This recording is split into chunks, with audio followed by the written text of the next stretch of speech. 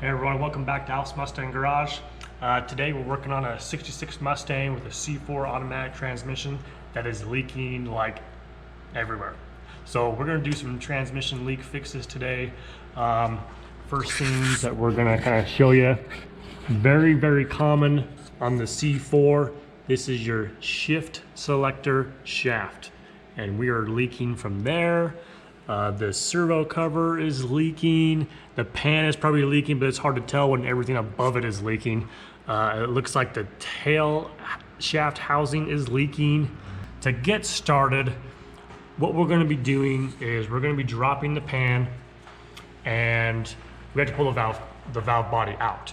So the pan gets dropped, the valve body is going to get dropped.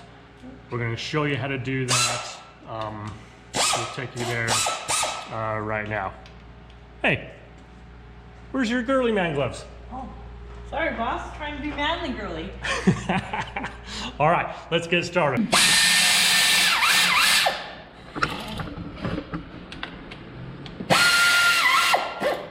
Just so you guys know, if you want like a designated video on how to do the pan gasket alone, I do have a video for that. I'll put a card right here that'll come across. So if you want to watch just that.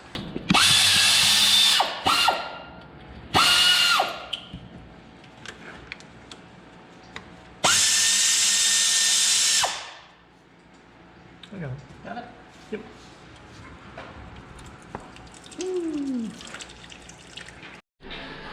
So I'm going to try something here with our super clean.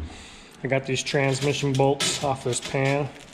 I'm going to put them in my ultrasonic cleaner, and I'm going to mix a little bit of super clean with some water. Okay, and dilute a little bit, but I'm going to run the heated ultrasonic cleaner on these bolts and see how they come out. Okay, so now we have our transmission pan off. We're going to kind of let that drip a little bit. While that's going on, I'm going to take off this neutral safety switch.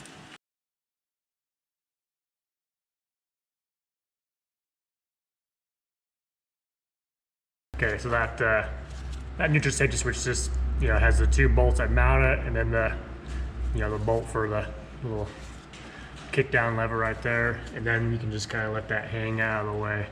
So we will have to take our arm here off of the shifter because this whole shifter shaft is going to come out. Let's use my little pick to grab a hold of that cotter pin. Oh.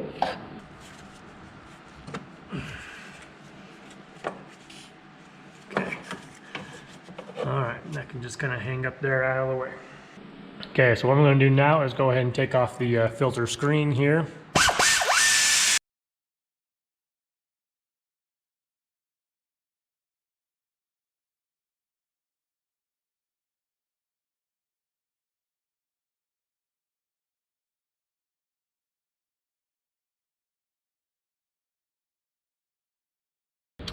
Okay, so now that the filter screen is out of the way, we're going to remove the valve body assembly. So there's a lot of bolts in here. The ones you want to remove are the larger 7/16 bolts. The smaller 5/16 bolts, that's what you remove to like disassemble the valve body and rebuild it. And that's something you don't want to tear into unless I'm going to rebuild your valve body and know what you're doing. We're just going to remove the valve body and drop it down. We're going to do this very carefully.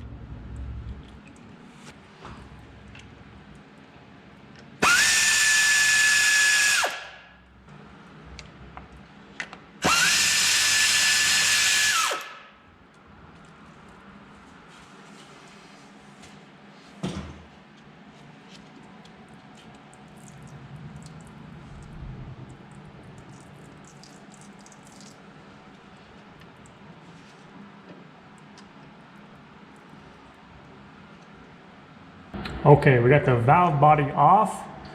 Trying to get you a real clear look at this selector shaft. You essentially have a shaft within a shaft. So this smaller inner shaft is for your kick down. And so while reaching up inside, you can actually pull that through, but it won't come out until you loosen the mechanism from inside. But you can access the O-ring now. So there is the O-ring for the kick down shaft. So, but there's still a seal that's inside of here, and we got to get the whole thing out. Okay, so here's a good look of inside with our valve body out of the way. This lever here is for the kick down. That shaft comes out of the other shaft, and so as you can see, you can pull it out, but you can't get it all the way out. So we're gonna loosen this nut here, and then we'll pull this stuff out. Looks like that's a 7/8 on the wrench there.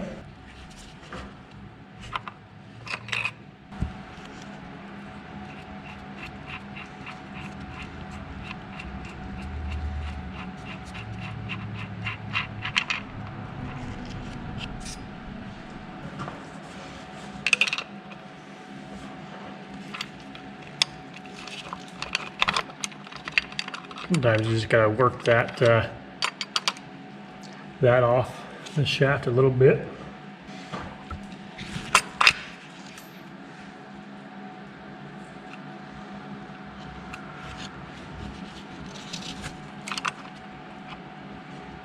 And now you can actually pull the shaft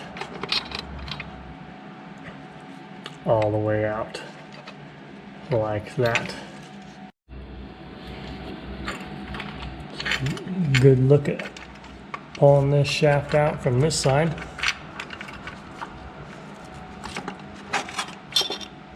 It just comes out like that. And then here's your inner shaft for your kick down. And it will come out as well. And that's how they go together. Okay, so there's our old seal that we gotta get after. I'm gonna just try using one of these kind of generic seal removers.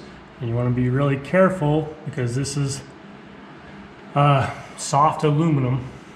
So you don't wanna like go crazy in here, but these seals shouldn't take a whole lot of effort. This should pop right out. Just like that. Like I really didn't put a whole lot of effort on that tool. I just kind of slowly just kind of pulled it right out, and there's really nothing more to it than that. It's our new seal. It may be hard to see on camera, but like the old seal, which is here, is just like has such a larger diameter than the new seal. It's just completely worn out, and it's just very common on these cars to see these shift shaft seals start leaking. So anyways, let's get this new one in there, and we'll be back in business. Okay, so for starters, these go in this way, not this way. This is where it goes in, just like that.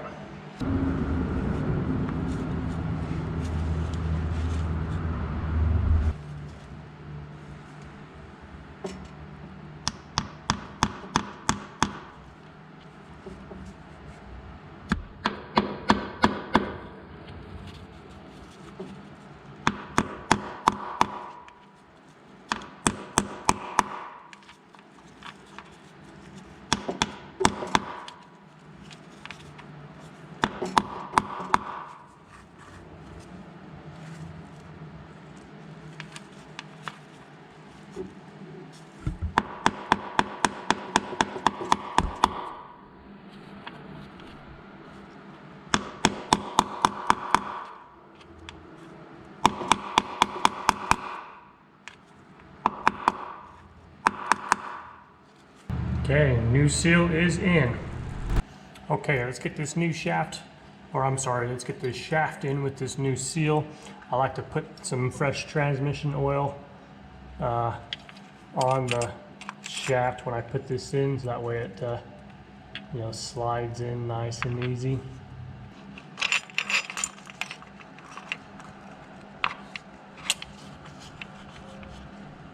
Okay, so yeah, inner shaft goes in. You want to put that through the bore first, and then slide your other shaft through. You also want to get this lined up correctly.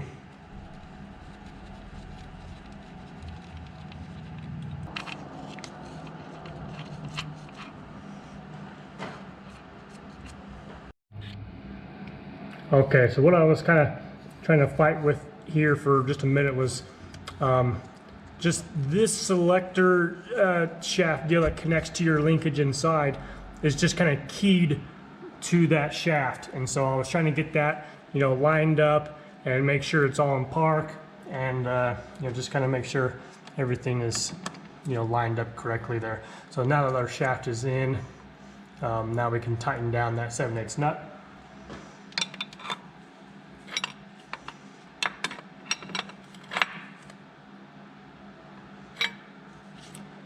Yeah, essentially what this lever is up here is engaging the park pawl, and so I'm just making sure all that is, as it should be and working correctly before I throw everything back together. Okay, so now that that shaft is in, we can install our O-ring on the other side. Okay, now we're back on the outside, working on our kickdown shaft here. So now we have our O-ring.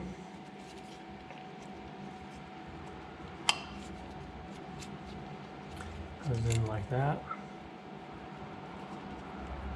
This particular car had this little bushing right here, and I have not seen this on other cars, but it did come off of this.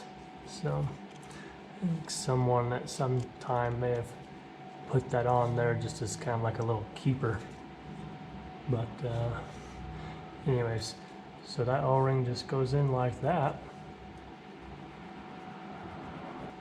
and that is all there is to that, because then you'll get your neutral safety switch on here, and your kick down lever will go on and kind of keep pressure on that O-ring and keep it from popping out or whatnot. So okay, we can get our neutral safety switch installed on here now.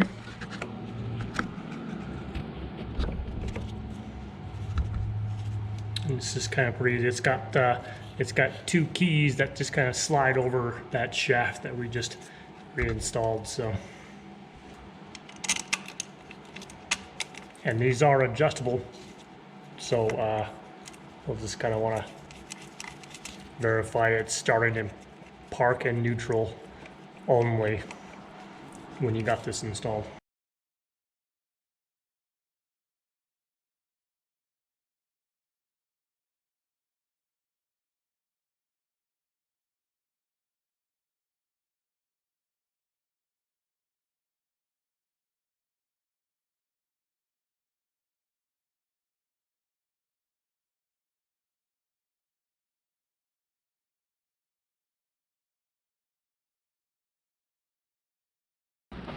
Okay guys, I think we're ready to get our valve bodies back up into place.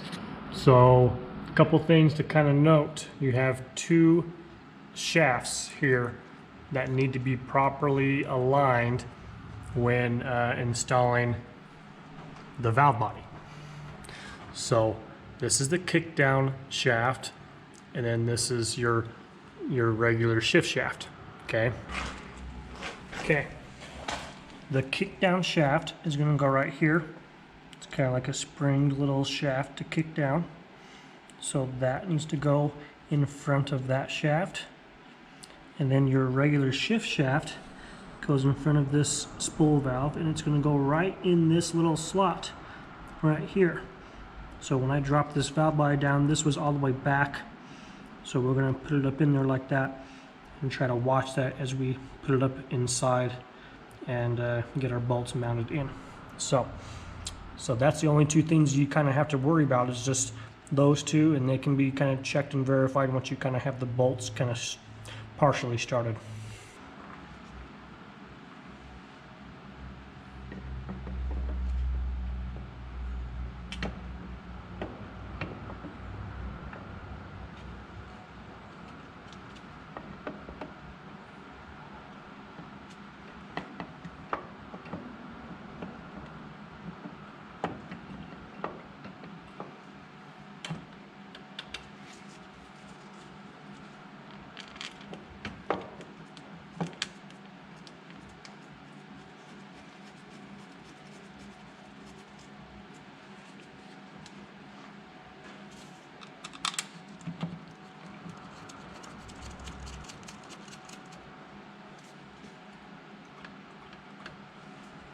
Okay, so I got it started in there, and you can actually see, if you just kind of look right through here, you can actually see where your shift shaft goes into that spool valve. You can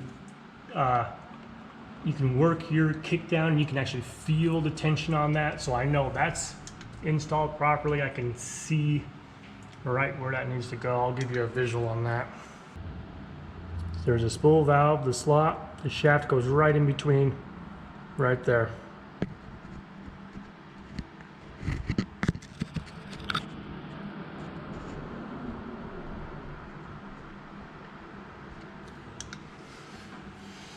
You can feel the spring tension on that. It retracts back on its own. So I think I'm good there. Okay, we got 2 bolts in. We just got to get the rest of the bolts started and snug everything up.